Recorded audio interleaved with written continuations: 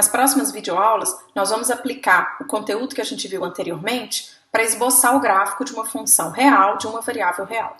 Então eu preparei aqui um roteiro que a gente vai seguir para esboçar esses gráficos. Então se eu quero traçar o gráfico de uma função f de x, a primeira coisa que a gente vai fazer é achar o domínio dessa função. Então se esse domínio não é dado, muitas vezes a gente só tem a expressão da função f de x, a gente convencionou que a gente vai adotar como domínio o maior conjunto de números reais possível para essa função. Então se a gente não tiver o domínio, a primeira coisa que a gente vai ter que fazer é calcular esse domínio. Segundo passo é achar aonde que esse gráfico intercepta os eixos coordenados, aonde que ele toca o eixo x e aonde que ele toca o eixo y. Observe que eu coloquei aqui encontrar se possível.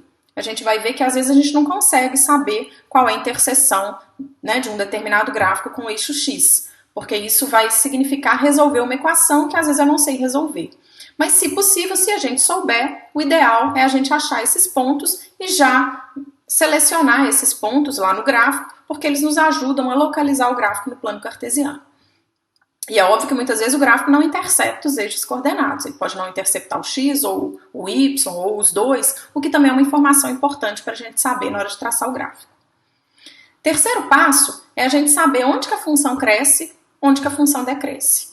Quem dá essa informação para a gente viu que é a derivada primeira, através do seu estudo de sinal, que foi o que a gente chamou de teste do crescimento e decrescimento.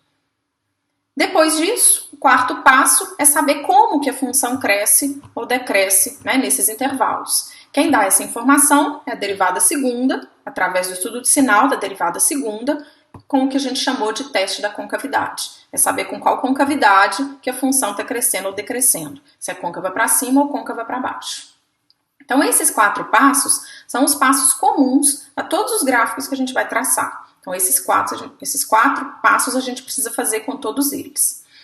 Já o passo 5 e 6 que eu coloquei aqui vai depender da função que a gente estiver traçando. Muitas vezes a função não está definida em todos os pontos. Então alguns pontos nos quais ela não está definida, pode ser necessário calcular o limite da função próxima desse ponto.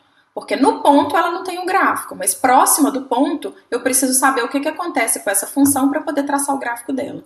Então muitas vezes é necessário calcular o limite de f de x quando x tende a a, onde a é um número no qual a função não está definida. Tá? E o último passo também é, se o domínio da função permitir, eu vou calcular o que acontece com a função quando x tende a menos infinito e quando x tende a mais infinito, para eu ter garantias de que aquele gráfico que eu tracei não vai ter nenhuma alteração depois daquilo que eu estou vendo, ou antes daquilo que eu estou vendo, já que a nossa tela é limitada, mesmo o desenho que vocês vão fazer é limitado. Então isso aqui é lógico se o domínio permitir, porque, por exemplo, não faz sentido eu calcular o limite de uma função quando x tende a menos infinito se a função está definida só para números positivos. Então, nesse sentido que eu disse que o passo 5 e o passo 6 aqui dependem da função que a gente está traçando o gráfico.